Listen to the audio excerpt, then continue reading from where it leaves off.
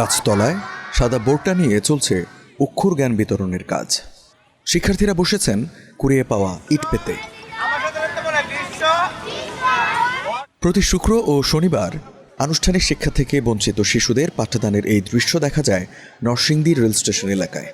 শিক্ষার্থীদের মধ্যে কেউ টোকাই, কেউ গাড়ি ও পার্কে বিক্রি করে পানি ও বাদাম। রেল স্টেশন কেন্দ্র করে গড়ে ওঠা বস্তির অলিগলিতে বেড়ে ওঠা শিশুদের পাঠদানের এই কার্যক্রম পরিচালনা করছেন আব্দুল্লাহ আল মামুন রাসেল। শুধু পাঠদান নয়, পড়া শেষে শিক্ষার্থীদের দেওয়া হয় খাবার, বিনামূল্যে শিক্ষা উপকরণ এবং বিভিন্ন উৎসবে পোশাক দেওয়া হয় তাদের। এক শীতের রাতে আমি শীতবস্ত্র বিতরণ করতে গিয়ে এক টং দোকানের নিচে এক বাচ্চাকে দেখতে পেলাম।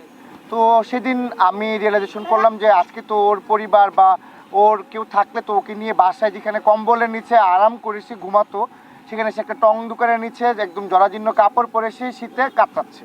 তো তারপরে মনে হলো যে এই তাদের সংখ্যা সারা দেশে অসংখ্য অগণিত।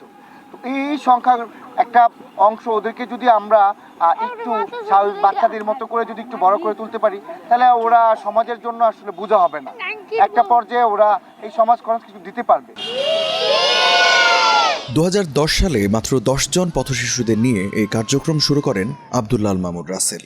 বর্তমানে শিক্ষার্থী রয়েছে অর্ধ শতাধিক। পাঠদানের জন্য রয়েছেন একাধিক শিক্ষক। বাংলা ইংরেজির পাশাপাশি শেখানো হয় আরবিও।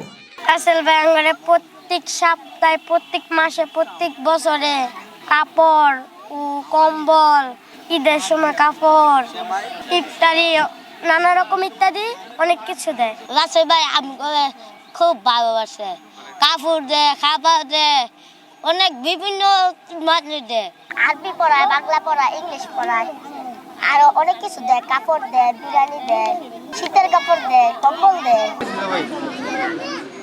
স্থানীয়দের কাছে বেশ প্রশংসিত হয়েছে রাসেলের এই উদ্যোগ। এর মাধ্যমে পথশিশুরা শিক্ষার পাশাপাশি সচেতন নাগরিক হয়ে গড়ে উঠবে বলে মনে করেন তারা। রাসেল কিন্তু ব্যক্তিগতভাবে অনেক অর্থকরীর মালিক নয়, সে নিজের রোজগার করা অর্থ তাদের পিছনে ব্যয় করে যাচ্ছে। আসলে এদের প্রতি দায়িত্ব নেওয়ার কথা ছিল রাষ্ট্রের। রাষ্ট্র কিন্তু সে দায়িত্ব পরিপূর্ণভাবে নিচ্ছে না, এই বাস্তবতা আমাদের স্বীকার করতে হবে। এবং যারা ধনাঢ্য ব্যক্তি আছে সমাজে, যাদের সচ্ছলতা আছে, এইসব সাধারণ মানুষের পাশে দাঁড়ানো, তারাও যে সবসময় পাশে দাঁড়াচ্ছে এটা মনে করার কারণ নেই। তো সেদিক থেকে রাসেলের মতো এরকম মানবদর্দী মানুষ যারা আছে তারা কিন্তু এই কাজগুলো করছে। প্রি প্রাইমারির যে শিক্ষাটা আছে সেটা আমরা এখানে দেই।